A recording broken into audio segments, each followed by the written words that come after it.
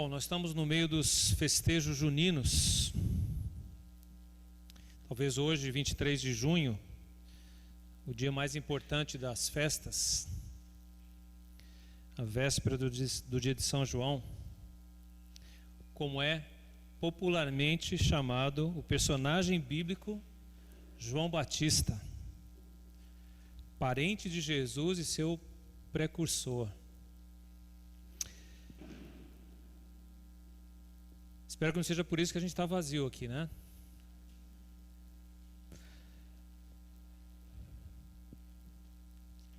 Já que hoje é o dia de São João, ou a véspera do dia, eu gostaria de trazer uma mensagem de São João para vocês. A mensagem de João Batista. Vou dividi-la em duas partes. Hoje e o próximo domingo, se Deus assim o permitir. Na terra do maior São João do mundo, qual a mensagem de São João? Lucas capítulo 3, a partir do verso 1. Lucas capítulo 3, a partir do 1º versículo.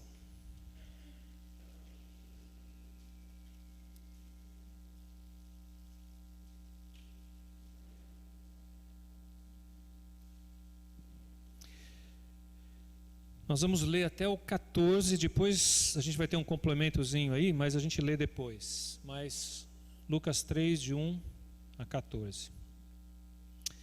No 15º ano do reinado de Tibério César, sendo Pôncio Pilatos governador da Judéia, Herodes, tetrarca da Galileia, seu irmão Filipe, tetrarca da região da Itureia e Traconites e Lisânias, tetrarca de Albilene, sendo sumos sacerdotes Anás e Caifás, veio a palavra de Deus a João, filho de Zacarias, no deserto. Ele percorreu toda a circunvizinhança do Jordão, pregando o batismo de arrependimento para a remissão de pecados, conforme está escrito no livro das palavras do profeta Isaías: voz do que clama no deserto, preparai o caminho do Senhor, endireitai as suas veredas. Todo vale será aterrado e nivelados todos os montes e outeiros. Os caminhos tortuosos serão retificados e os escabrosos aplanados, e toda a carne verá a salvação de Deus.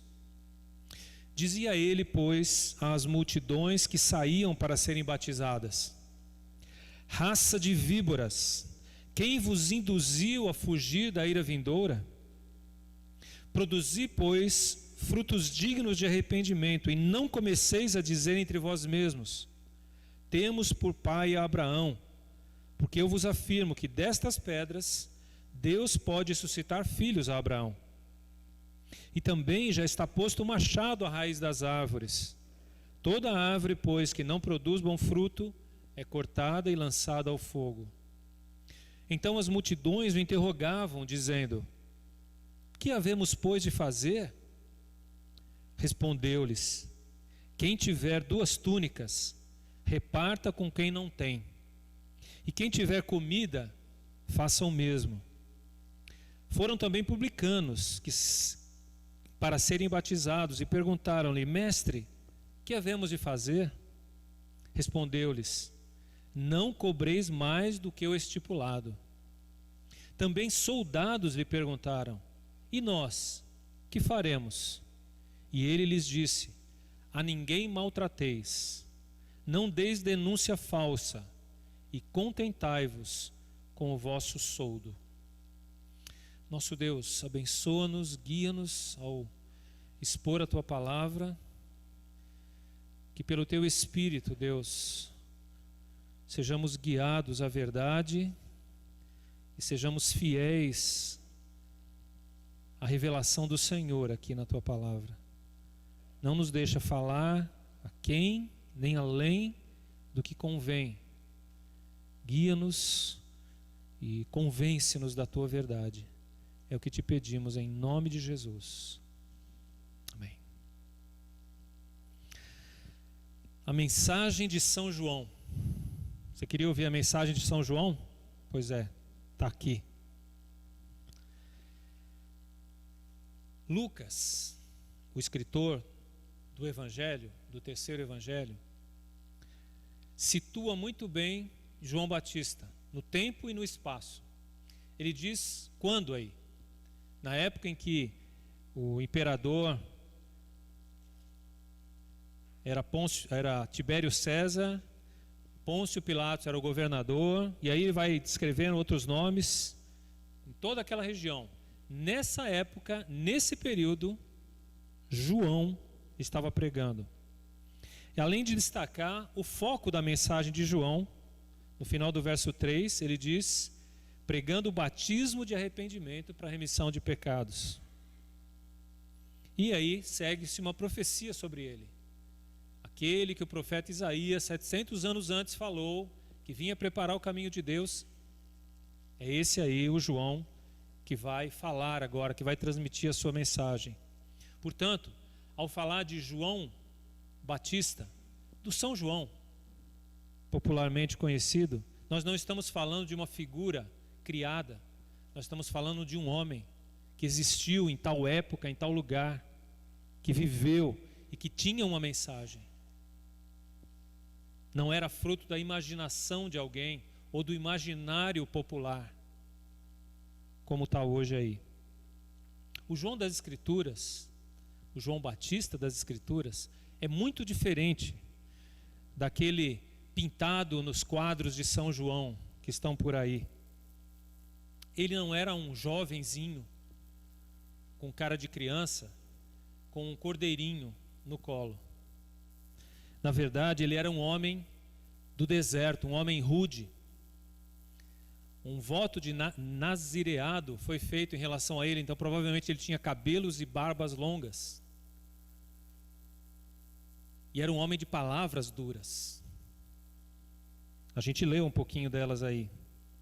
Ele pregava contra o pecado, incomodava as pessoas, literalmente a ponto de perder a cabeça.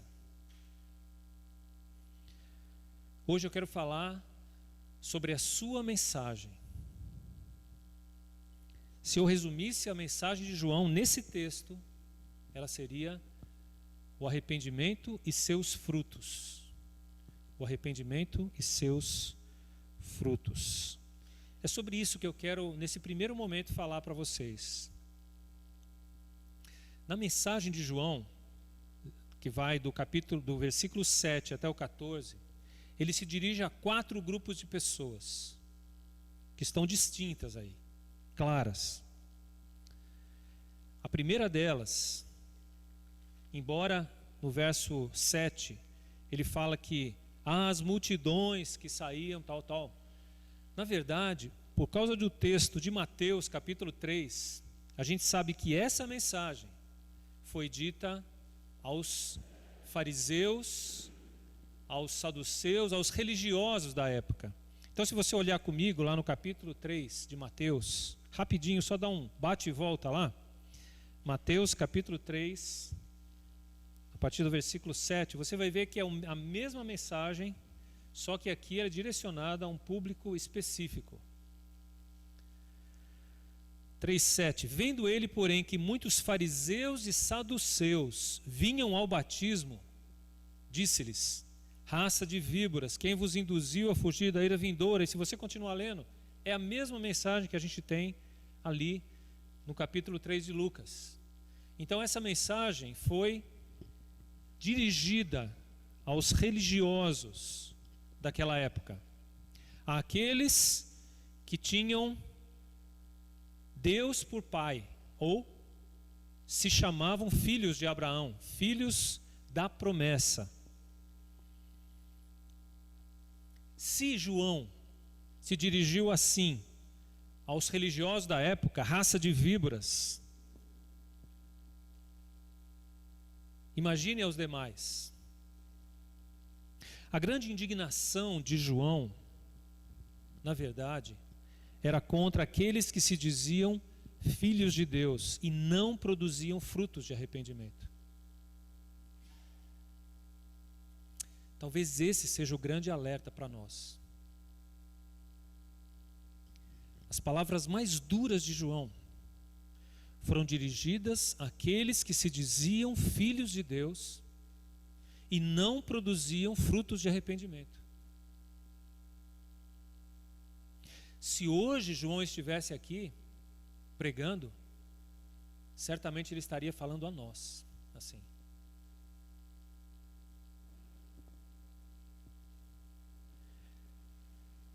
Talvez a nossa preocupação hoje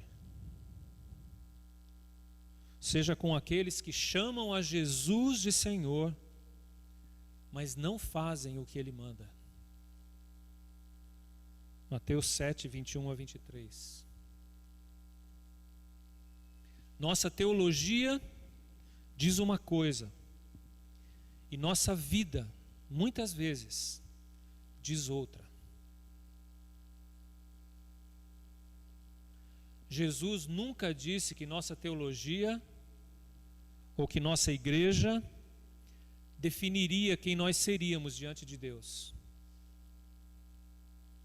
mas os nossos frutos. Eles é que determinarão quem nós somos realmente diante de Deus. Produzir, pois, frutos dignos de arrependimento. É a mensagem de João para nós, para mim e para você. Produzir frutos dignos de arrependimento. O verso 9 do texto lido de Lucas 3 poderia ser interpretado com referência à religião judaica. Mas na verdade é um alerta maior que serve para cada um de nós. O que ele está falando aí no verso 9: também já está posto o machado à raiz das árvores. Toda árvore, pois, que não produz bom fruto, é cortada e lançada ao fogo. E esse texto me faz lembrar das palavras de Paulo aos Gálatas, quando ele diz: com Deus não se brinca. Tudo aquilo que o homem semear, isso também colherá. Portanto, há um rigor maior àqueles que conhecem a verdade de Deus e não a praticam. Eu não estou falando aqui sobre perfeição, não errar, mas o que João está falando, a mensagem de João, é frutos de arrependimento. É quando você errar, como é que você reage? Você procura sempre encobrir, sempre se apoiar na sua teologia, sempre buscar desculpas para seus erros? Ou há frutos verdadeiros de quem, arrependido, chora diante de Deus, confessa o seu pecado, admite a sua fraqueza e invoca e pede o perdão de Deus? Estamos dando frutos de arrependimento? Há mudanças que estão acontecendo na nossa vida? Sem dúvida, há áreas difíceis para um ou para outro. Mas estamos produzindo frutos que mostram a presença de Deus, de Jesus em nossa vida? Primeiro, João se dirigiu aos religiosos. Em segundo, verso 10 e 11, ele se dirige às multidões. Diz assim: então as multidões o interrogavam, dizendo: que havemos, pois, de fazer? Imagina, diante dos religiosos, diante daqueles que diziam conhecer a Deus e andavam nos seus caminhos e conheciam as Escrituras e tinham um relacionamento aparentemente mais próximo de Deus, a palavra foi tão dura. E as multidões então dizem: e nós? Que havemos de fazer? E aí João diz, verso 11, respondeu-lhes: quem tiver 2 túnicas, reparta com quem não tem, e quem tiver comida, faça o mesmo. Que estranho. É sério que ele falou isso? Para a gente dividir as roupas, dividir a comida? Se você está realmente arrependido, João diz, esteja disposto a repartir o que Deus lhe deu. Não continue apegado às coisas. Eu não estou falando aqui para darmos metade das roupas do nosso armário. Certamente não é isso que João estava falando. E nem para dividir metade da nossa despensa e dar para alguém, para sair no outro dia e comprar tudo de novo. Não é isso que ele está falando. Ele está falando: dê o que você tem, a ponto de partilhar o que você tem com quem precisa. Esteja disposto a perder para ganhar. Esteja disposto a dar sem receber de volta. Desapegue-se das coisas que nos prendem.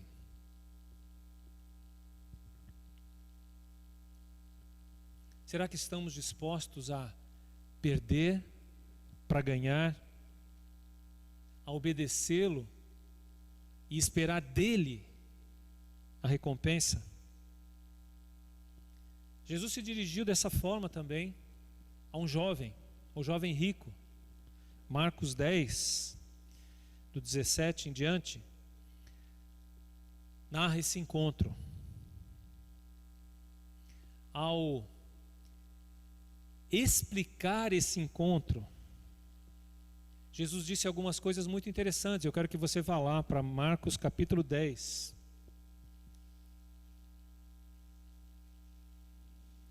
A narrativa do encontro de Jesus com esse jovem vai dos versículos 17 a 22. Depois disso, Jesus explica o que aconteceu. E eu quero ler exatamente essa explicação, do verso 23 ao 27. Parte dela, pelo menos. Então Jesus, olhando ao redor, disse aos seus discípulos, depois do jovem ter dito para ele: olha, vai, vende tudo que você tem. E ele, triste, foi-se embora, porque ele não conseguia se desprender das coisas que tinha, porque era dono de muitas propriedades. 23. Então Jesus, olhando ao redor, disse aos seus discípulos: quão dificilmente entrarão no reino de Deus os que têm riquezas. Os discípulos estranharam estas palavras, mas Jesus insistiu em dizer-lhes: filhos, quão difícil é para os que confiam nas riquezas entrar no reino de Deus. É mais fácil passar um camelo pelo fundo de uma agulha do que entrar um rico no reino de Deus. Eles ficaram sobremodo maravilhados, dizendo entre si: então, quem pode ser salvo? Jesus, porém, fitando neles o olhar, disse: para os homens é impossível, contudo, não para Deus, porque para Deus tudo é possível. Que coisa, né? Olha que contexto que está esse versículo. O versículo não está no contexto de nunca desista dos seus sonhos, você pode conquistar as coisas em Deus, porque para Deus não há nada impossível. Apaga, não é isso que está dizendo o texto.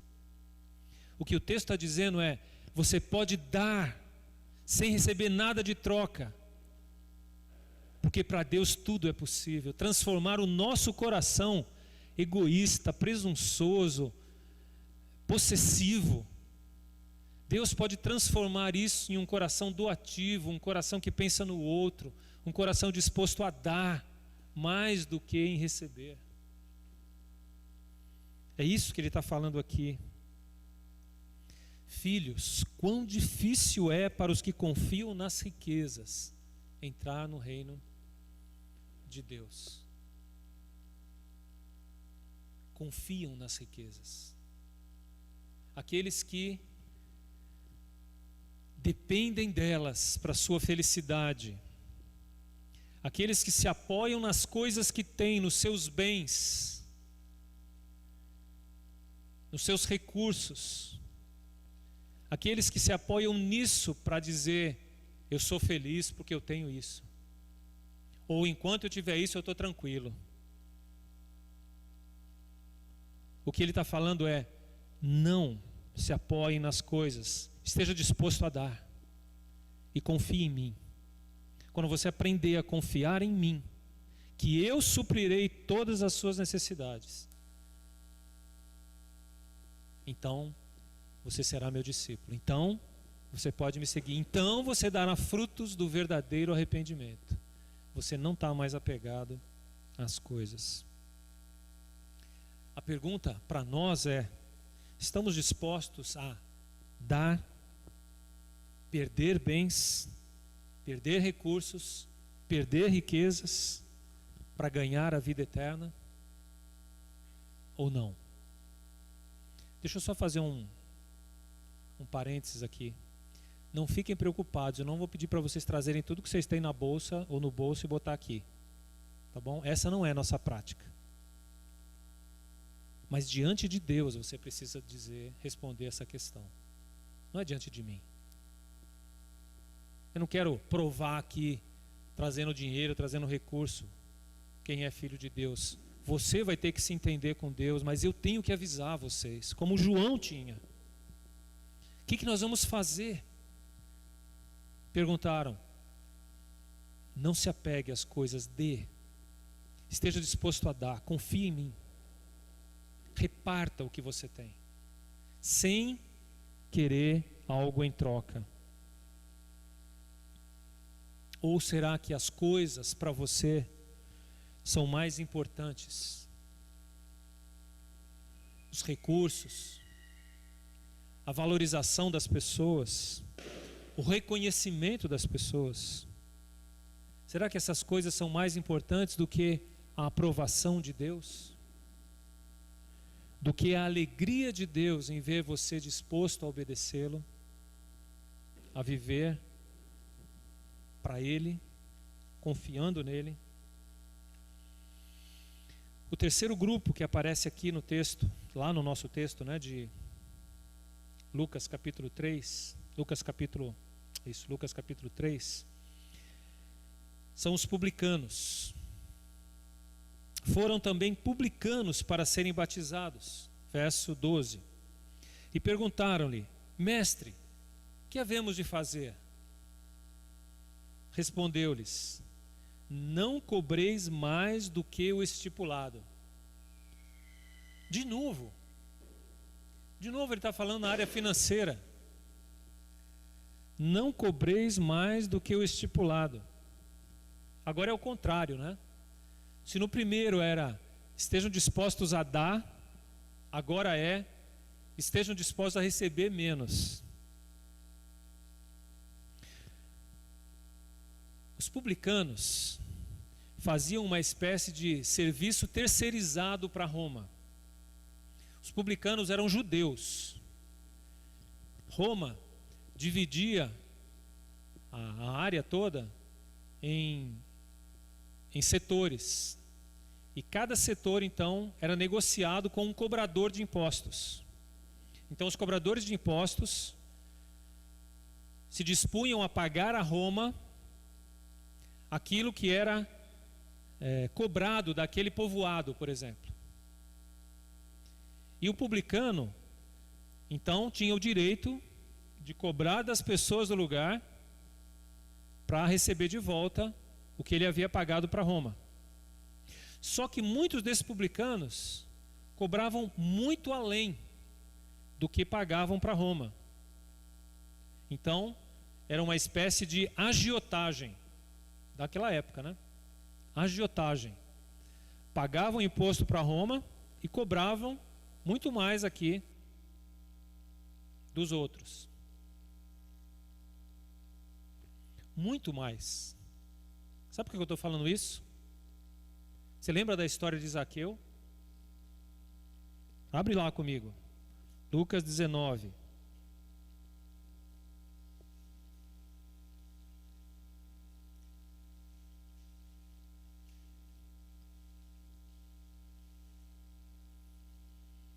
Por isso esses publicanos eram tão odiados pelo povo. Primeiro, eles serviam a Roma. E segundo, eles exploravam o seu próprio povo.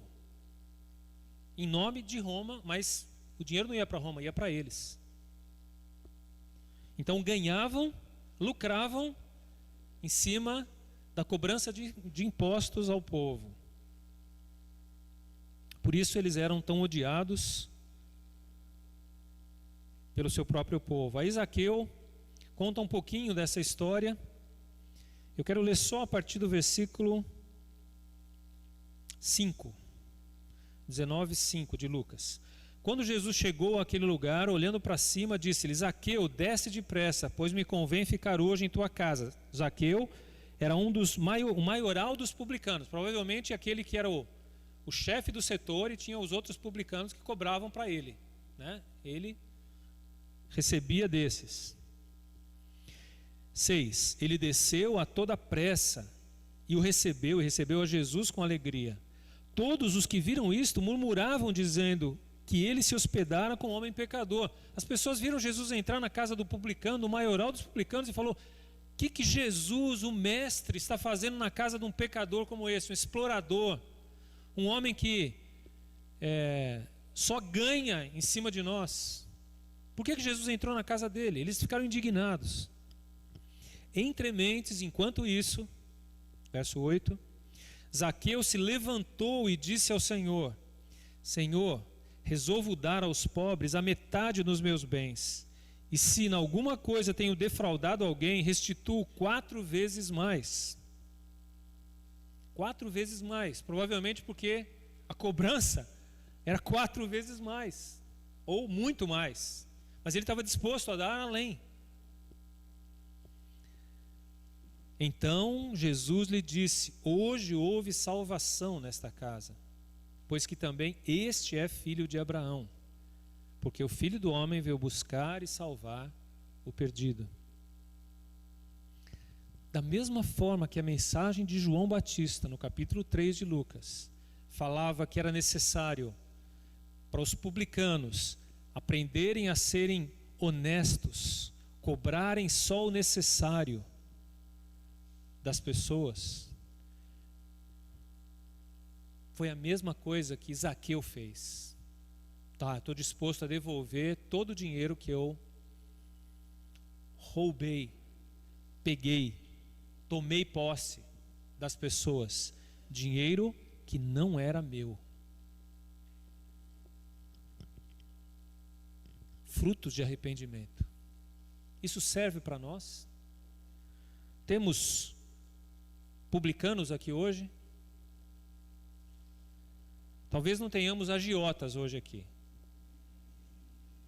mas talvez a gente tenha comerciantes, talvez tenhamos homens e mulheres de negócio. A ordem aqui vou voltar lá: não cobreis mais do que o estipulado. Não cobreis além do que se deve. Não tente ganhar à custa de outros. Eu nunca trabalhei em comércio, nunca fui comerciante, menos ainda. Não tenho nenhuma ambição nessa área. Mas eu quero dizer para você: não ache que você pode agradar a Deus explorando o seu comércio, especialmente diante de situações de crise como a que vivemos. A ordem é: não cobre além do necessário. O quarto grupo são os soldados. Agora a gente tem soldado aqui. Agora o bicho vai pegar. Verso 14. Também soldados lhe perguntaram. Acho que é interessante essa questão, gente. Cada grupo de pessoas perguntou: e nós? Quais são os frutos de arrependimento que nós temos que ter? E nós? E nós? E nós? A questão é: você que está aqui hoje, pergunte a Deus: e eu, Senhor? Na minha condição, dentro da minha profissão, dentro do meu lar, dentro da minha escola, dentro dos meus relacionamentos, o que é fruto de arrependimento na minha vida? Verso 14: os soldados lhe perguntaram: e nós, que faremos? E ele lhes disse: a ninguém maltrateis, não deis denúncia falsa, e contentai-vos com o vosso soldo. 3 coisas. Os outros ele falou, um já foi duro, esse foi 3. Meu amigo, se prepara aí. Mas deixa eu fazer uma generalização aqui. Quem eram os soldados, esses soldados? A gente não sabe, não fica claro se eram soldados romanos ou se eram soldados judeus. O templo tinha os seus soldados. Provavelmente os publicanos eram acompanhados de soldados para protegê-los, né? Afinal de contas tinham muito dinheiro e era dinheiro meio tirado do povo, né?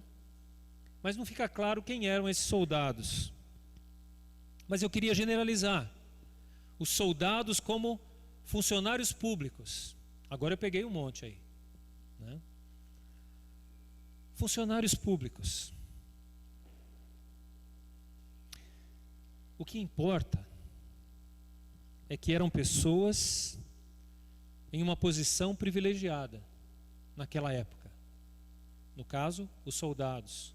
No caso de hoje, aqueles que têm autoridade para alguma coisa. Para pôr, tirar, para mandar, para aprovar ou não, e assim por diante. Nestes casos, João dá 3 orientações diretas a quem quer demonstrar arrependimento. A primeira: a ninguém maltrateis. Não use força ou autoridade desnecessária. Trate bem as pessoas. Trate corretamente as pessoas. Não abuse da sua autoridade. Isso serve para cada um de nós nos nossos diversos relacionamentos. Pode ser o pai, a mãe na família, pode ser o irmão mais velho em casa, pode ser o colega de trabalho em relação aos outros colegas. Você sabe onde aplicar na sua vida. O segundo: não deis denúncia falsa. Isto é, fique sempre com a verdade. Custe o que custar. Fique do lado da verdade. Ah, mas isso vai prejudicar. Verdade. Não deis denúncia falsa. Não abra mão da sua integridade. Faça o que é certo e não o que é conveniente. Você está realmente arrependido e quer o perdão de Deus? Faça o que é certo. Não continue a dar desculpas para você mesmo, se justificando dos seus erros, mas faça a coisa certa. Jamais abra mão da integridade. E terceiro: contentai-vos com o vosso soldo. Soldo é o salário do soldado. Contente com o que você tem. Agrade-se ou agradeça a Deus ou fique feliz com o seu salário. É isso que ele está falando aqui. E tem um outro jeito de eu dizer isso. E outro jeito de eu dizer isso é: não aceite suborno. Não aceite suborno. Não se deixe corromper. Quando eu estou satisfeito com o que eu tenho, por mais ou menos que seja, e não é a quantidade de dinheiro que vai fazer alguém ser satisfeito, mas é um coração que aprende a viver dentro do que tem.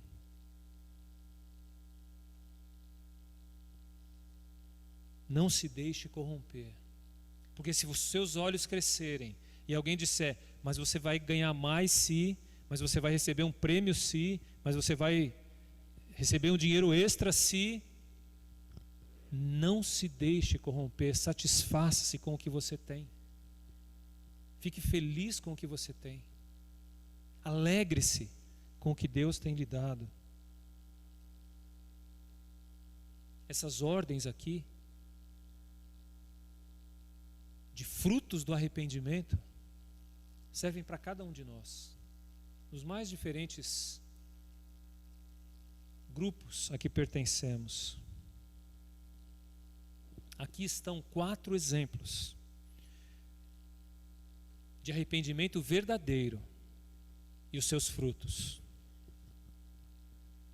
O que Deus espera de você? O que Deus espera de mim? Quais frutos nós precisamos dar aqui na igreja, lá em casa, no trabalho, na escola, nos outros relacionamentos, na vida? Quais os frutos de arrependimento que Deus espera de mim? Essa é a pergunta que eu tenho que fazer, que você tem que fazer. Mas o texto não termina aí, na verdade, a mensagem de João, ela continua. Eu quero mencionar 2 coisas que são importantes também. Então, a primeira coisa que eu mencionei aqui é arrependimento e seus frutos. Mas João não fica nisso. Versos 15 ao 17, ele diz assim: estando o povo na expectativa e discorrendo todos no seu íntimo a respeito de João, se não seria ele porventura o próprio Cristo, disse João a todos: eu, na verdade, vos batizo com água, mas vem o que é mais poderoso do que eu, do qual não sou digno de desatar-lhe as correias das sandálias. Ele vos batizará com o Espírito Santo e com fogo. A sua pá ele a tem na mão, para limpar completamente a sua eira e recolher o trigo no seu celeiro. Porém, queimará a palha em fogo inextinguível. Além do arrependimento e seus frutos, a mensagem de João sempre colocava Jesus no centro e não ele mesmo. Na próxima semana eu vou falar mais sobre isso. A grande ênfase da mensagem vai ser isso.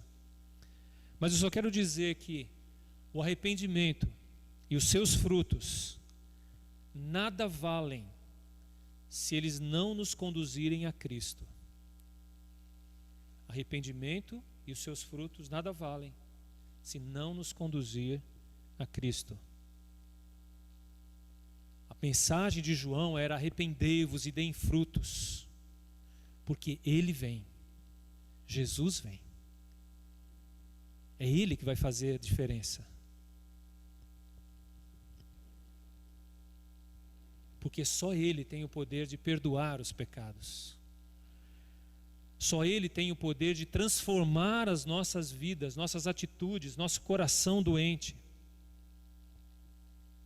a fim de que tenhamos a vida dele em nós. Nós reflitamos a vida de Jesus com as nossas atitudes, com as nossas palavras, com o nosso ser. Portanto, arrependimento e seus frutos têm que nos conduzir à pessoa de Jesus. Porque Ele perdoa, Ele transforma, Ele tem o poder sobre a vida e sobre a morte. E eu quero encerrar com a parte final do texto. E a pergunta: o que nós faremos com a mensagem de João? 18 a 20 aí do texto. Assim, pois, com muitas outras exortações, anunciava o evangelho ao povo. Mas Herodes, o tetrarca, sendo repreendido por ele, por causa de Herodias, mulher de seu irmão, e por todas as maldades que o mesmo Herodes havia feito, acrescentou ainda sobre todas a de lançar João no cárcere. Herodes não gostou da mensagem de João. Talvez você não tenha gostado da mensagem de hoje. Herodes se desagradou da mensagem e se opôs ao próprio João. Isso está em Mateus capítulo 14. Eu quero que você deixe aberto lá. Mateus capítulo 14.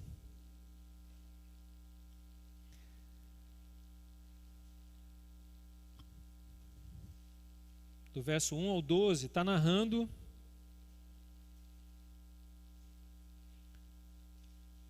esse encontro. João já estava preso aqui, encarcerado, e eles estavam numa festa, uma grande festa, numa festa de aniversário, talvez parecido com o São João, não é? Não é a festa do aniversário de João Batista que a gente está celebrando? Ali era uma festa também. Uma festa de aniversário da figura mais conhecida da época, Herodes. E é interessante que a única festa que a gente sabe que João compareceu foi essa. Aliás, uma parte dele compareceu à festa. Eu recebi esses dias uma mensagem fazendo alguns paralelos entre esta festa e a nossa festa de São João. Eu tirei alguns exageros e deixei 4 só, paralelos entre uma e outra. Contraste então entre o São João e o João Batista. No São João,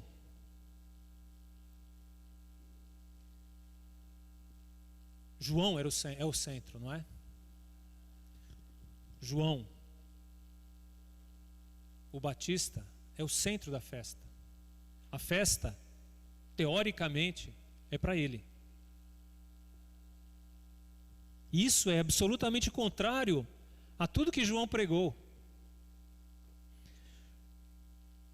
Nunca foi João o centro da atenção. Sempre ele saiu do centro e falou: Cristo, é Ele que vocês têm que olhar. Ele é o Messias, não sou eu. Eu não posso fazer nada. A única coisa que eu faço é prepará-los para encontrar-se com Ele. Mas no nosso São João, João é o centro. A mensagem de João Batista é que ele cresça, Cristo, e que eu diminua. Segunda comparação. O propósito, a mensagem. Na festa do São João, que é comemorado na cidade, vale tudo. É uma festa para satisfazer os nossos desejos, a nossa vontade. É a sua vontade que manda na festa do São João. Você faz o que você quiser.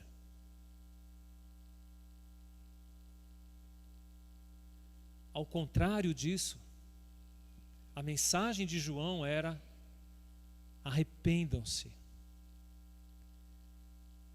deem frutos,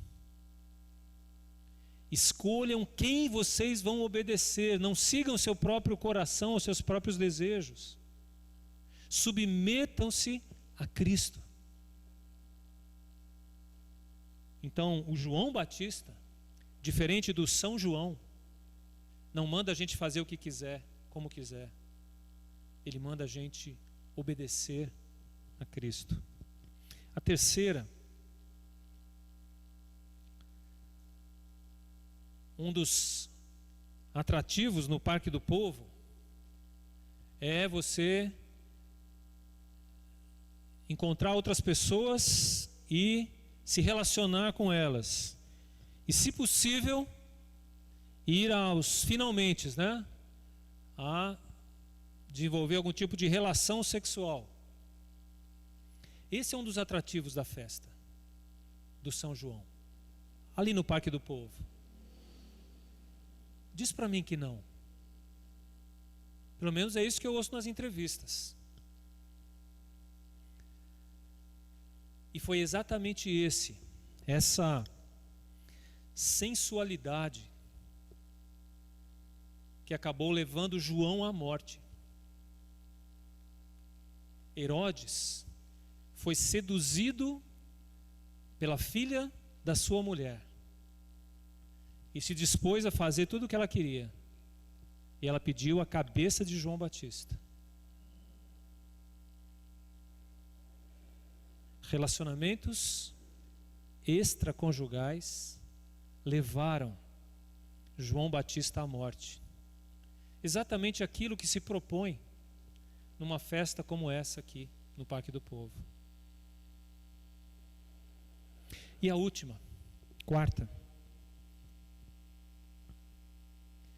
Se aqui no Parque do Povo beber e dançar é um convite ao prazer, beber e dançar foi o que condenou João. Foi o que o levou à morte. Foi a partir de um homem bêbado e de uma garota dançando na frente dele que fez com que ele prometesse fazer algo que depois ele se arrependeu. Mas aí já era tarde.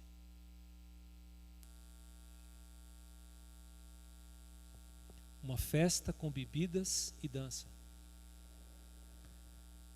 Essa era a festa de Herodes.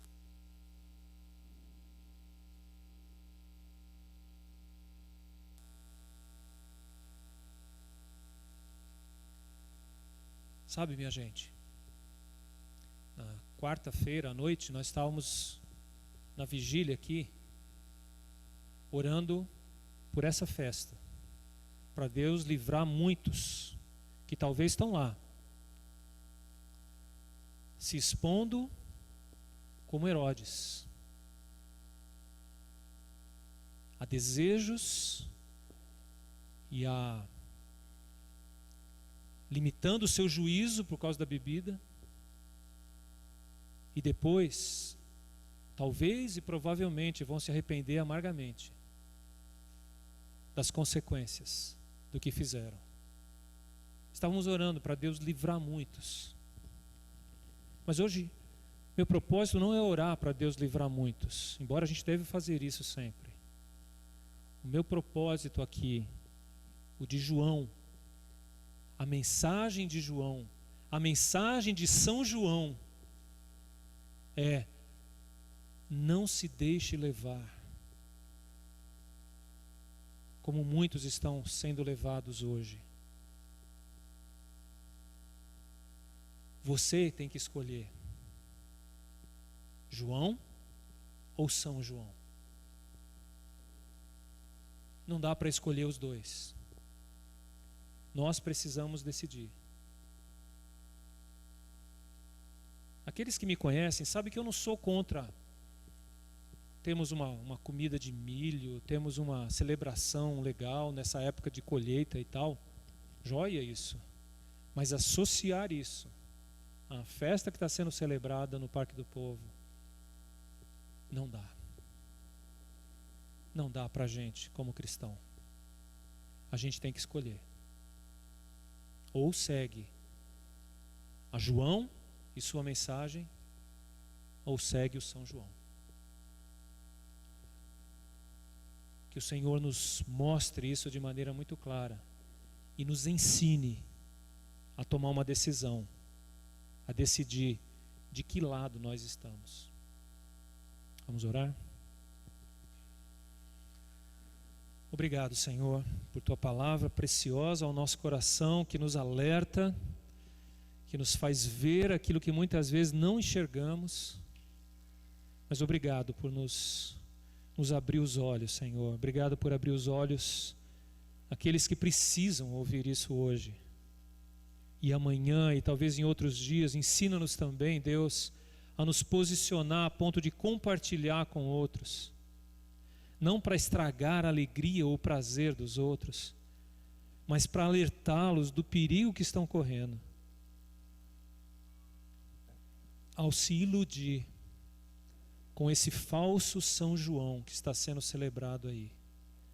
Ensina-nos a ouvir a voz de João, o profeta, que falou sobre o arrependimento e os frutos. Lembra-nos, Deus, das suas palavras e ajuda-nos e livra-nos do mal, especialmente nesses dias, Senhor. Tem misericórdia daqueles que estão lá no Parque do Povo ou em outros lugares, se expondo ao pecado e ao juízo consequente. Tem misericórdia dessas vidas. É o que nós te pedimos em nome de Jesus. Amém.